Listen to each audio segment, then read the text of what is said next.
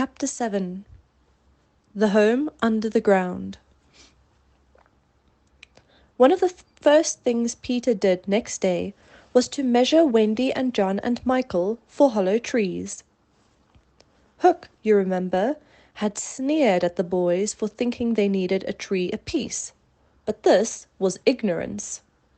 For unless your tree fitted you, it was difficult to go up and down, and no two of the boys were quite the same size. Once you fitted, you drew in your breath at the top, and down you went at exactly the right speed, while to ascend you drew in and let out alternately, and so wriggled up. Of course, when you have mastered the action, you are able to do these things without thinking of them, and nothing can be more graceful. But you simply must fit. And Peter measures you for your tree as carefully as for a suit of clothes.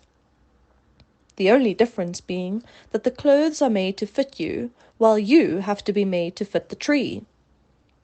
Usually it is done quite easily, as by your wearing too many garments or too few, but if you are bumpy in awkward places, or the only available tree is an odd shape, Peter does some things to you, and after that you fit.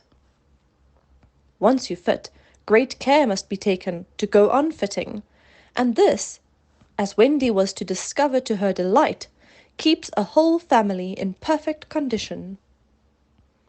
Wendy and Michael fitted their trees at the first try, but John had to be altered a little. After a few days' practice, they could go up and down as gaily as buckets in a well. And how ardently they grew to love their home under the ground, especially Wendy.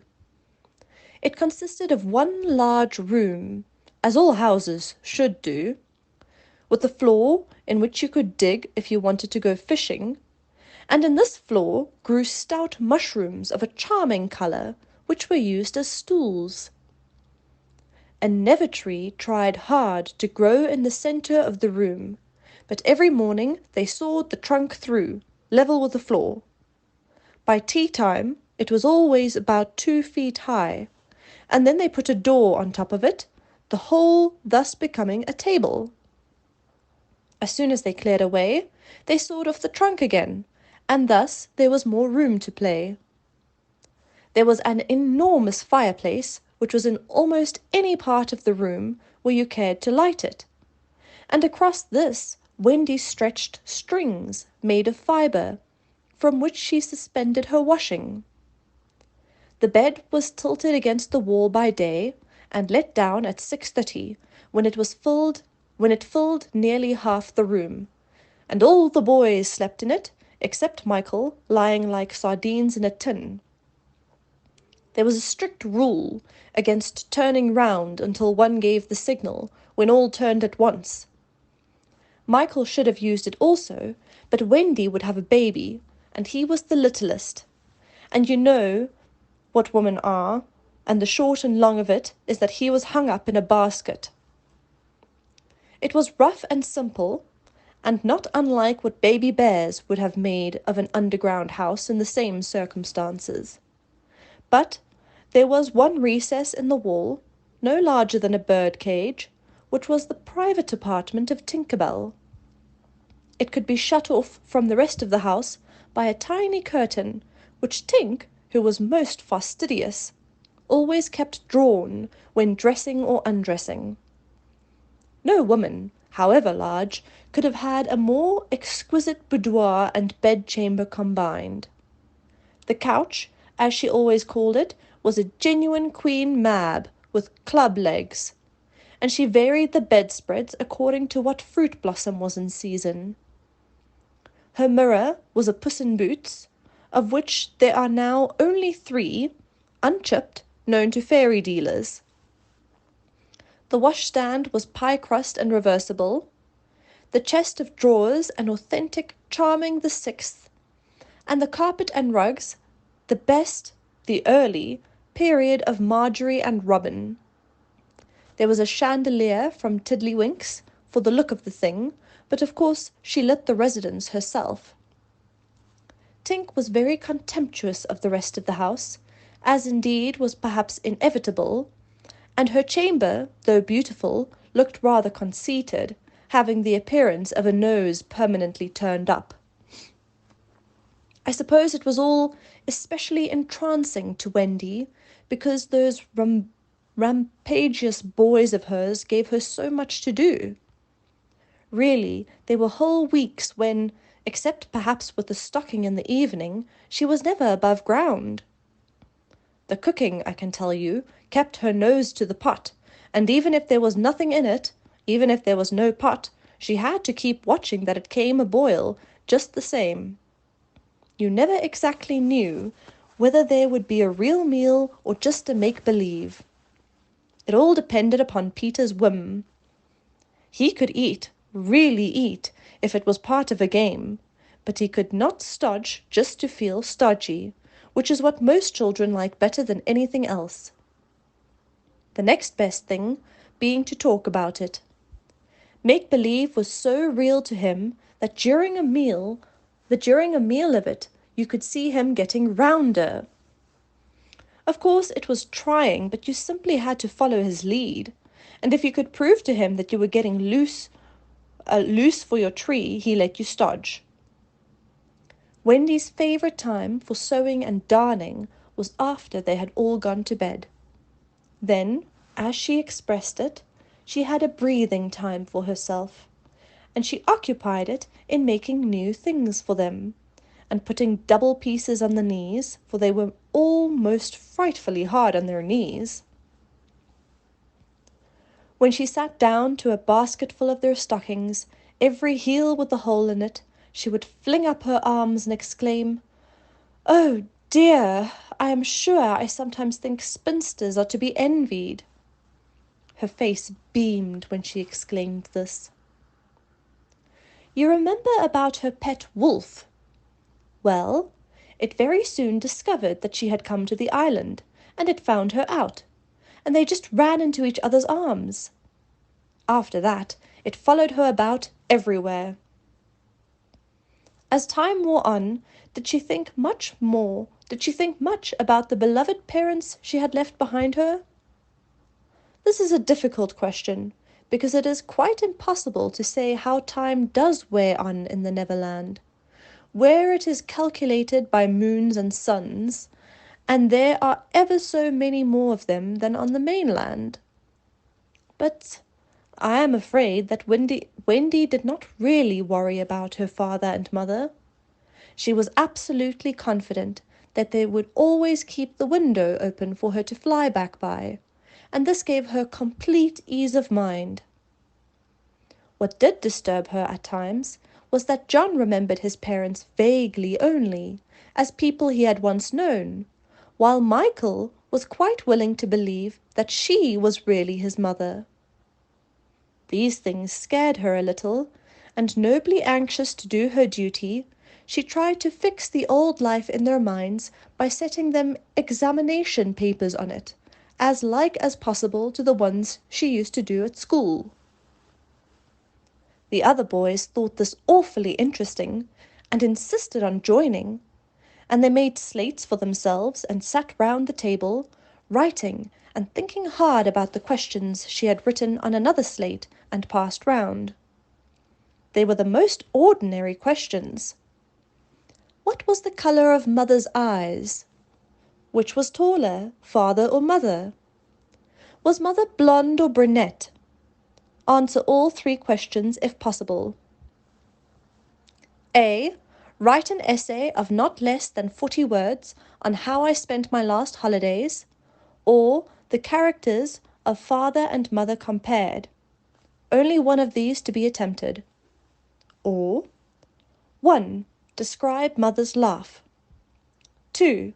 Describe father's laugh. 3. Describe mother's party dress. 4. Describe the kennel and its inmate.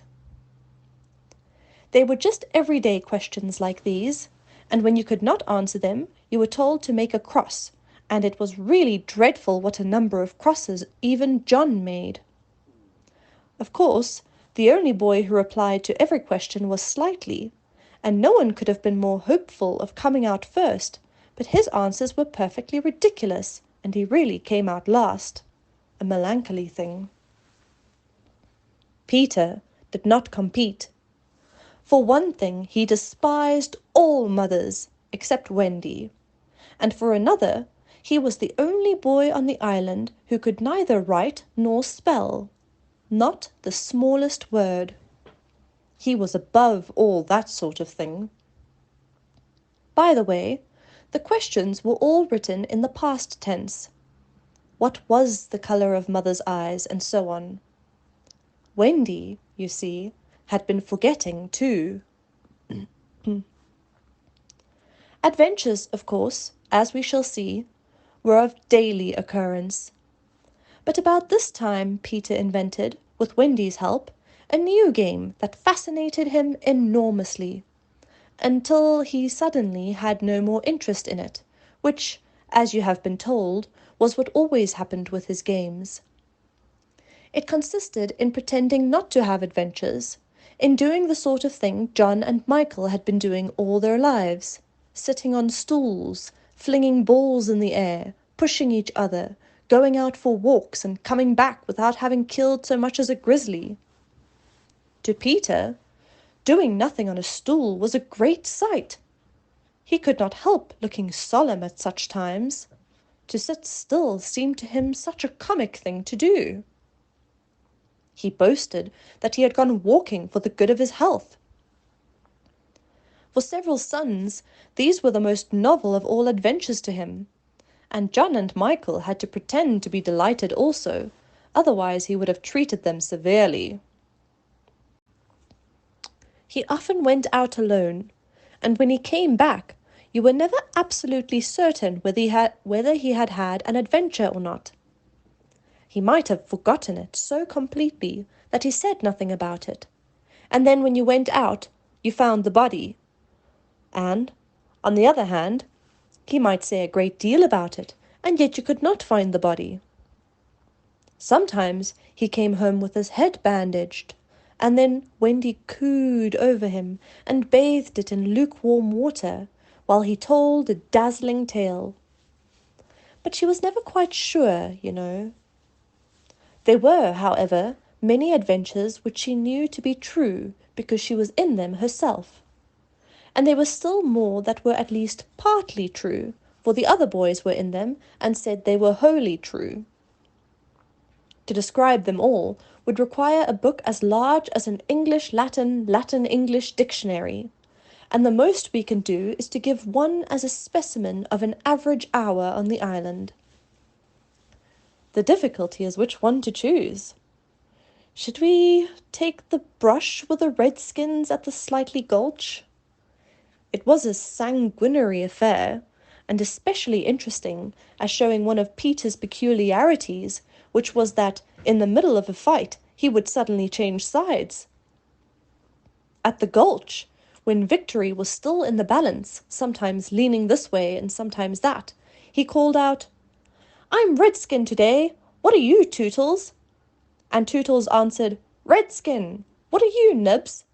And Nibs said, "Redskin. What are you, Twin?" And so on.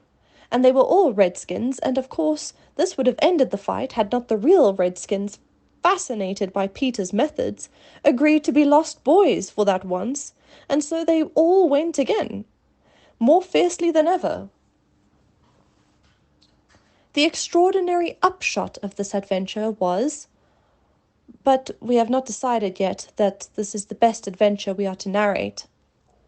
Perhaps a better one would be the night attack by the Redskins on the house under the ground, when several of them stuck in the hollow trees and had to be pulled out like corks. Or we might tell how Peter saved Tiger Lily's life in the Mermaid's Lagoon, and so made her his ally. Or we can tell of that cake the pirates cooked, so that the boys might eat it and perish, and how they placed it in one cunning spot after another. But always Wendy snatched it from the hands of her children, so that in time it lost its succulence, and became as hard as stone, and was used as a missile, and Hook fell over it in the dark.